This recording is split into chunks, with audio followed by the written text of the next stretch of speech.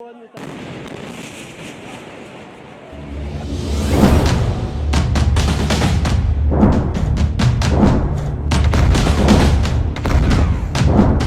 2025 में Donald Trump पर बहुत बड़ा खतरा मंडरा रहा है।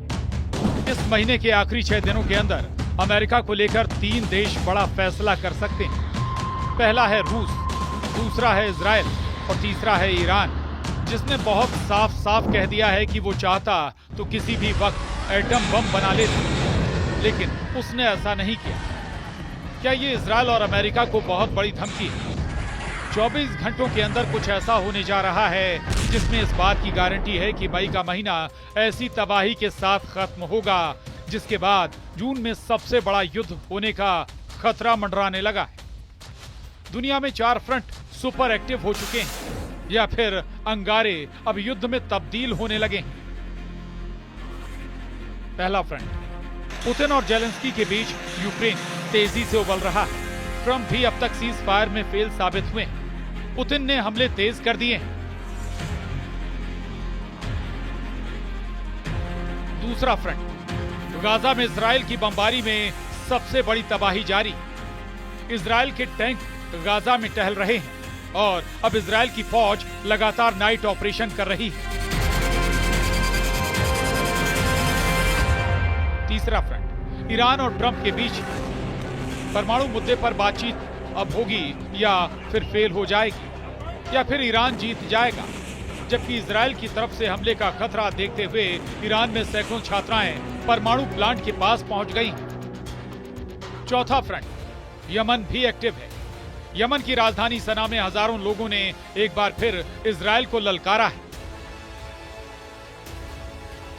और पांचवा फ्रंट है उत्तर कोरिया, जहां नए नए हथियार लॉन्च कर रहे किम जोंग उन को लगा है बहुत बड़ा झटका। उत्तर कोरिया की ये तस्वीर किम जोंग उन के लिए बड़ा सेटबैक बनी। उनका 5000 टन का जंगी जहाज लॉन्च होने के दौरान ही पानी में पलट गया।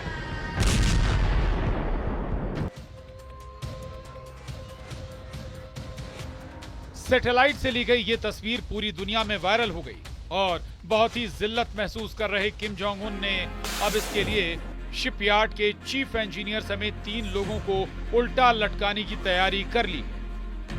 लेकिन किम से ज्यादा टेंशन डोनाल्ड ट्रंप को हो गई, क्योंकि 2 फ्रंट पर ट्रंप को मुंह की खानी पड़ी। एक है यूक्रेन, दूसरा है ईरान। यूक्रेन पर पुतिन के मिसाइल और ड्रोन अटैक रिकॉर्ड तोड़ रहे हैं, जबकि ट्रंप की कोशिश सीज फायर की थी। वहीं ईरान ने सिग्नल दे दिया है कि वो यूरेनियम संवर्धन से बिल्कुल समझौता नहीं करेगा, फिर चाहे ये डील हो या फिर ना हो। उधर ईरान के विदेश मंत्री अब्बास अरागची का कहना है कि अमेरिका की तरफ से आए तमाम इंटरव्यू में कहा गया है कि ईरान को यूरेनियम संवर्धन बंद कर देना चाहिए। अगर ऐसा होगा तो कोई समझौता नहीं होगा। अगर वो ईरान के शांतिपूर्ण तरीके से परमाणु ऊर्जा के इस्तेमाल का हक छीनना चाहते हैं तो हम कोई समझौता नहीं करेंगे। अगर ईरान परमाणु हथियार बनाना चाहता तो अब तक ऐसा कर चुका होता। मैं स्पष्ट रूप से कहता हूं कि अगर हमारा परमाणु हथियार बनाने का इरादा होता तो हम ऐसा कर चुके होते, क्योंकि हमारे पास क्षमता तो है, लेकिन हम ऐसा करना नहीं चाहते। ईरान का रुख साफ है। ईरान ने 2 टूक बोल दिया है कि वो परमाणु बम नहीं बनाएगा। इस पर डील पक्की है, लेकिन वो यूरेनियम का संवर्धन रोक देगा, इस पर डील कभी नहीं हो सकती। परमाणु बम ना बनाना ये ईरान का हमेशा से वादा रहा है और अब उसकी शर्त बताती है कि ट्रंप और ईरान के इस परमाणु डील वाले मुकाबले में या तो वो जीतेगा या फिर ट्रंप की कोशिश फेल होगी। ईरान के कड़े रुख और पुतिन के मिसाइल अटैक के आगे डोनाल्ड ट्रंप लाचार नजर आ रहे हैं। ट्रंप को ईरान और रूस से लगातार ऐसा चैलेंज मिल रहा है जिसका जवाब उनके पास नजर नहीं आ रहा। यही वजह है कि इजराइल अब बहुत बेताब हो गया है, क्योंकि उसे लग रहा है कि जिस तरह ट्रंप यूक्रेन को लेकर पुतिन के सामने कमजोर पड़ रहे हैं, उसी तरह ईरान के आगे भी ट्रंप की बिल्कुल नहीं चल रही। या कहें कि ट्रंप के सामने ईरान ने ऐसी शर्त रख दी है जिसे माना जाए तो इजराइल हार जाएगा और अगर ट्रंप ने उन्हें नहीं माना तो वो खुद हार जाएंगे। इजराइल ने अब लेबनान मोर्चा भी फिर से एक्टिव कर दिया। हिजबुल्लाह की लीडरशिप को खत्म करने के बावजूद इजराइल का ऑपरेशन खत्म नहीं हुआ। ये धमाका बता रहा है कि नेतन्याहू का युद्ध नहीं रुकेगा। फिर चाहे वो गाजा हो या फिर लेबनान, गाजा में अब तक करीब 54,000 लोगों की मौत हो चुकी है, जबकि 1,22,000 से ज्यादा लोग घायल हुए हैं। गाजा में लोग भूखे हैं और खाना खत्म हो चुका है। बच्चों की ऐसी कतार अब गाजा के कई इलाकों में देखी जा रही है। गाजा पूरी तरह बाहर से आने वाली राहत पर निर्भर है।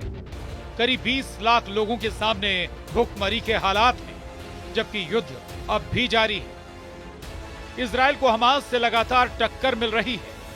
600 दिन के युद्ध के बाद इजराइल आज भी हमास को पूरी तरह खत्म करने की कोशिश में लगा हुआ है। उसके 20 से ज्यादा बंधक अब भी हमास के कब्जे में।